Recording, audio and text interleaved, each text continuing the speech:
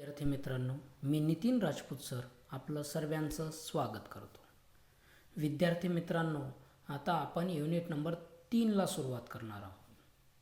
आणि unit number 3मधील जी आपली पहिली पोयम आहे 3.1 sleep baby sleep. Sleep baby sleep म्हणजे झोप बाळा झोप. हे एक अंगाई गीत आहे. जे अंगाई गीत हे आपल्या आईने आपल्या मुलासाठी म्हटलेलं आहे. तर हे अंगाई गीत आता आपण अभ्यासणार आहोत. स्लीप बेबी स्लीप म्हणजे झोप बाळा झोप. तर आता आपण सुरुवात करूया. स्लीप बेबी स्लीप, झोप बाळा झोप. Your father heard his sheeps. Heard करणे म्हणजे काय? HERDS. हर्ड करणे म्हणजे टेक केअर करणे. टेक केअर करणे म्हणजे काळजी घेणे. कोणाची? हिज म्हणजे त्यांची. शीप म्हणजे मेंढ्यांची. तुझे जे फादर आहेत, युअर फादर म्हणजे तुझे फादर, तुझे वडील. हर्ड्स म्हणजे राखण करणे, सांभाळणे किंवा त्यांची काळजी घेणे. टेक केअर करणे कोणाची? ही शीप म्हणजे त्यांच्या मेंढ्यांची. त्यांच्या ज्या मेंढ्या आहेत त्या मेंढ्यांची तुझे वडील काय करत आहेत? काळजी घेत आहेत.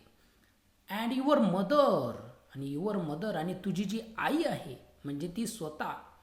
Shakes the little tree. Shake करणे म्हणजे काय? हलवणे. SHAKES. शेक करणे म्हणजे हलवणे. The little tree. लिटल म्हणजे लहान, छोटं. LITTLE. लिटल म्हणजे अतिशय लहान, छोटं. ट्री म्हणजे झाड. बघा काय अंगाई गीत म्हणताना काय म्हणते त्याची आई? तर त्याची आई सांगते आहे की तुझे जे वडील आहेत तर ते मेंढ्यांची काळजी घेत आहेत. आणि तुझी जी आई आहे तर तुझी आई ही शेक करते, हलवते. The little tree. Little tree म्हणजे लहान झाड. कशाचं लहान झाड? From which. आणि असं झाड की ज्याच्यापासून फॉल म्हणजे पडणे. FALL. फॉल म्हणजे पडणे. प्रेटी म्हणजे अतिशय सुंदर, छान. ड्रीम्स. DREAMS. ड्रीम्स म्हणजे स्वप्न.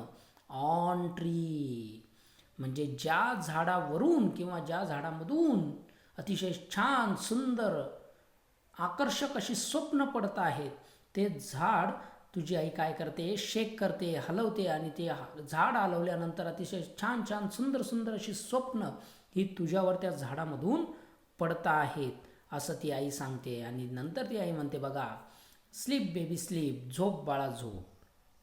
हा पहिला स्टांजा झाला. आता दुसऱ्या स्टांजामध्ये बघा पहिल्या स्टांजामध्ये किती आकर्षक असं त्यांनी एक्सप्लेनेशन केलेलं आहे की वडील काय करत आहेत आणि आई काय करते. आता दुसरं बघा, दुसरा जो स्टांजा आहे त्याच्यामध्ये काय दिलेलं आहे? स्लीप बेबी स्लीप, झोप बाळा झोप.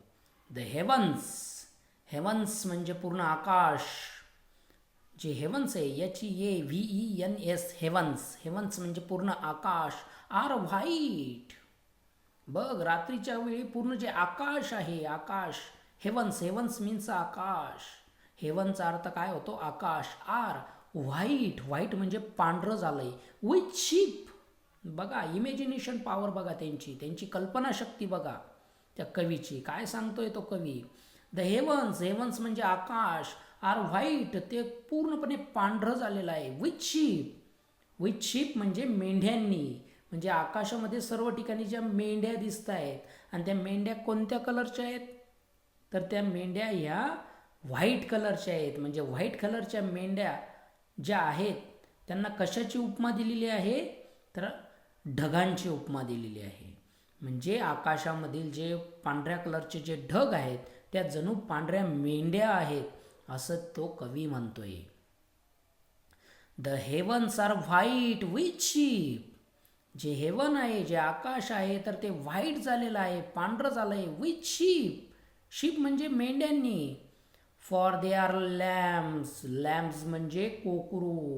म्हणजे मेंढ्यांचं जे कोकरू असतात. आणि त्याचबरोबर त्या मेंढ्यां जसं व्हाईट आकाश आहे त्या मेंढ्यांनी भरलेलं त्याचप्रमाणे त्या ठिकाणी कोकरू सुद्धा आहे त्या ठिकाणी. आणि ते जे कोकरू आहे, दोज स्टार सो ब्राईट. म्हणजे कोकरूंची उपमा कशाला दिलेली आहे तर स्टार्सला. म्हणजे आकाशातील जे ढग आहेत तर या पांढऱ्या मेंढ्या आहेत आणि आकाशातील जे स्टार्स आहेत जे तारे आहेत सो ब्राईट अतिशय चमकदार BRIGHT ब्राईट ब्राईट म्हणजे चकाकणारे चमकदार असे जे तारे आहेत तर त्या ताऱ्यांना कशाची उपमा दिली आहे कोकरूची उपमा दिलेली आहे की आकाशामध्ये पूर्णपणे पांढऱ्या मेंढ्या आहेत म्हणजे पूर्णपणे पांढरे पांढरे ढग आहेत आणि त्या ढगांसोबतच त्या ठिकाणी काय आहेत लॅम्प्स पण आहेत कोकरू पण आहेत आणि ते कोकरू कशा पद्धतीचे आहेत तर ते स्टार्स आहेत चांदणे आहेत अँड द मून्स आणि तो जो मून आहे तो जो चंद्र आहे तर तो या ढगांचा म्हणजे त्या शिपचा आणि त्या लॅम्पचा म्हणजे त्या स्टारचा काय आहे शेपर्ड आहे. शेपर्ड आहे म्हणजे मेंढपाळ आहे.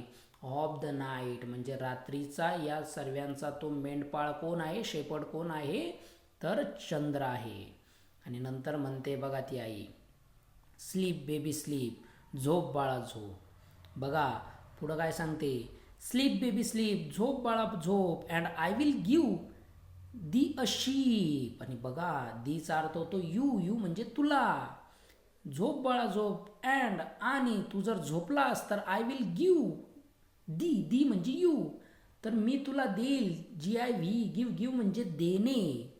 जर तू अतिशय चांगल्या पद्धतीने लवकर झोपला तर मी तुला काय देईल अ शीप काय देईल एक मेंढी देईल मी तुला आणि विथ इट्स गोल्डन बेल आणि अशी मेंढी देईल की जिच्या गळ्यामध्ये सोन्याची घंटी बांधलेली असेल. गोल्डन बेल मीन्स सोन्याची घंटी शलबी आणि ती मेंढी.